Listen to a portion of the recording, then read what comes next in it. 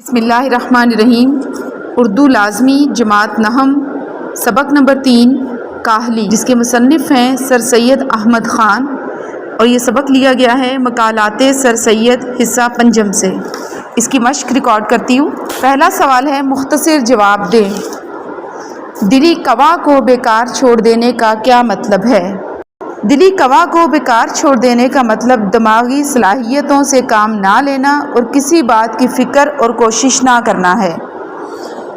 سوال نمبر 2، انسان کب سخت کاہل اور وحشی ہو جاتا ہے؟ جب انسان اپنے دلی قوا کو بیکار چھوڑ دیتا ہے تو وہ سخت کاہل اور وحشی ہو جاتا ہے۔ سوال نمبر 3، کسی نہ کسی بات کی فکر و کوشش میں مصروف رہنا کیوں لازم ہے؟ کسی نہ کسی بات کی فکر و کوشش میں مصروف رہنا لازم ہے تاکہ ہمیں اپنی تمام ضروریات کے انجام کرنے کی فکر اور مستعدی رہے۔ مستعدی لکھا جائے گا میم سین تے عین دال چھوٹی ہے۔ اگلا سوال ہے، قوم کی بہتری کیسے ممکن ہے؟ قوم کی بہتری اسی وقت ممکن ہے جب ہم دلی قوا کو بیکار نہ رکھیں، یعنی فکر و کوشش میں مصروف رہیں۔ سوال نمبر 2، سبق کاہلی کے متن کو مد نظر رکھ کر درست جواب کی نشاندہی کریں۔ روٹی پیدا کرنے کے لیے نہایت ضروری ہے آرام، محنت، سفارش یا خوشامد؟ درست جواب ہے محنت۔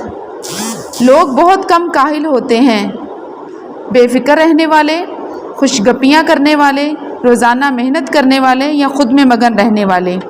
درست جواب ہے روزانہ محنت کرنے والے۔ ہر ایک انسان پر لازم ہے اپنے بارے میں سوچے، دار کھانے کھائے، حقے کے دھوئیں اڑائے یا اپنے اندرونی قوا کو زندہ رکھے؟ تو درست جواب 4 ہے اپنے اندرونی قوا کو زندہ رکھے۔ قوم کی بہتری کی توقع کی جا سکتی ہے کاہلی چھوڑ کر، فکر مندی چھوڑ کر، خوش و خرم رہ کر یا پریشان رہ کر؟ درست جواب ہے کاہلی چھوڑ کر۔ سوال نمبر 3 ہے، موضوع الفاظ سے خالی جگہ پر کریں۔ اٹھنے بیٹھنے چلنے پھرنے میں سستی کرنا ڈیش ہے؟ نیند، کاہلی، بیکاری یا بے عملی؟ تو درست آپشن ہے کاہلی۔ نمبر 2، جب اس کے دلی قوا کی تحریک سست ہو جاتی ہے اور کام میں نہیں لائی جاتی تو وہ اپنی ڈیش میں پڑ جاتا ہے؟ انسانی خصلت، حیوانی خصلت، حیوانی جبلت یا انسانی کمزوری؟ تو درست جواب ہے حیوانی خصلت۔ ہمارے ملک میں جو ہم کو اپنے قواعد دلی اور قوت عقلی کو کام میں لانے کا موقع نہیں مل رہا ہے، اس کا بھی یہی سبب ہے کہ ہم نے ڈیش اختیار کی ہے؟ کاہلی، بے راہ روی، قمار بازی یا تماش بینی؟ تو درست جواب ہے کاہلی۔ کسی شخص کے دل کو ڈیش پڑا رہنا نہ چاہیے؟ مصروف، فکر مند، بیکار یا غمزدہ؟ درست جواب ہے بیکار۔ سوال نمبر 4 ہے، متضاد لکھیے۔ پہلا لفظ ہے کاہلی، اس کا متضاد ہے چستی۔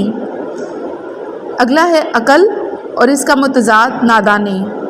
عارضی کا متضاد مستقل، مستقل میں بڑا کاف آئے گا۔ وحشی کا متضاد مہذب، شک کا متضاد یقین اور مصروف کا متضاد فارغ۔ سوال نمبر 3، درج ذیل بیانات میں سے درست کی نشاندہی کریں اور غلط کی بھی کریں۔ دلی قوا کو بیکار چھوڑ دینا سب سے بڑی کاہلی ہے، یہ درست جملہ ہے۔ ہاتھ پاؤں کی محنت اوقات بسر کرنے اور روٹی کما کر کھانے کے لیے ضروری نہیں، یہ غلط ہے۔ یہ سچ نہیں ہے کہ لوگ پڑھتے ہیں اور پڑھنے میں ترقی بھی کرتے ہیں، یہ غلط ہے۔ کاہلی ایک ایسا لفظ ہے جس کی معنی سمجھنے میں لوگ غلطی کرتے ہیں، درست ہے۔ سوال نمبر 6، اعراب لگا کر درست تلفظ واضح کریں۔ پہلا لفظ ہے کاہل، کاف پہ زبر، ہے کے نیچے زیر اور لام پہ جزم۔ قوا، کاف بڑا کاف پہ زبر، واو پہ بھی زبر اور یہ پہ کھڑی زبر۔ طبیعت، توئیں پہ زبر، بے کے نیچے زیر، یہ پہ جزم، عین پہ زبر اور تے پہ جزم۔ تحریک، تے پہ زبر، ہے پہ جزم، رے کے نیچے زیر، یہ پہ جزم اور کاف پہ بھی جزم۔ رفع، رے پہ زبر، فے پہ زبر اور عین پہ جزم۔ اگلا سوال ہے، سر سید نے اس مضمون میں 2 طرح کی کاہلی میں فرق کیا ہے۔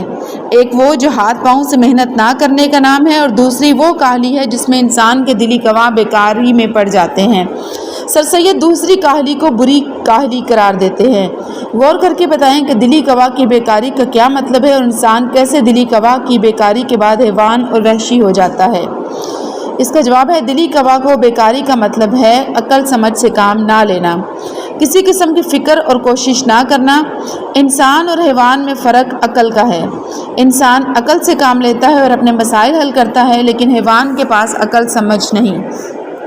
ان کی زندگی کا مقصد کوئی نہیں ہے، وہ صرف کھاتے ہیں اور انسانوں کے کام آتے ہیں، اپنا نفع نقصان سوچنے سے عاری ہیں۔ اگر انسان بھی عقل سے کام نہ لے، اپنی دلی قوا کو بیکار چھوڑے تو وہ بھی ایک حیوان ہے، اور اگر نیک و بد اور نفع نقصان کی پرواہ نہ کرتے ہوئے کھانے پینے، قمار بازی، تماش بینی اور دوسرے فضول کاموں میں مصروف ہو جائے تو وہ ایک وحشی کی صورت اختیار کر لیتا ہے۔